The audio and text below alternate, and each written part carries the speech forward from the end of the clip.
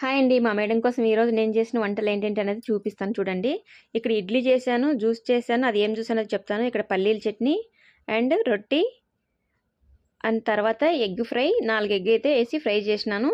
And తర్వాత ఇక్కడొచ్చేసి అల్లం యాలకులన్నీ ఏసి tea అయితే చేస్తున్నానండి. ఇందాక చేసిన జ్యూసు దేనితో చేసినా అన్నది చూపిస్తాను చూడండి.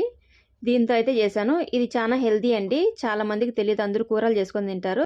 దాంతో జ్యూస్ చేసుకొని తాగితే ఫ్యాట్ అన్నది త్వరగా తగ్గి హెల్తీగా అయితే ఉంటారండి. ఇక్కడైతే మేడం అయితే డ్యూటీకి వెళ్ళిపోయింది. ఇక నేనైతే నా బ్రేక్ఫాస్ట్ అయితే చేస్తున్నాను. ఇక్కడ ఇన్ని ఇడ్లీలు వేసుకుంది ఏంటబ్బా అన్నారు. మొత్తం అన్ని నా కోసం మిగిలిచ్చారు కానీ నేను అన్ని తినలేకపోయాను. కరెక్ట్గా అందులో 8 వేసుకున్నాను కదా, 5 తినేపటికి నాకు సాలైపోయింది. ఇంత టీ తాగి ఇక నాకైతే ఫుల్ అయిపోయింది. తర్వాత తినేసి అయితే ఇంకా ప్రశాంతంగా అయితే పని చేసుకొని నా పాటిని అయితే వెళ్ళిపోయానండి. సో నాకు వాళ్ళ ఇంట్లో ఉండే స్పేస్ అయితే ఇదేనండి. చాలా ప్రశాంతంగా మా ఇంట్లో లాగా ఫ్రీగా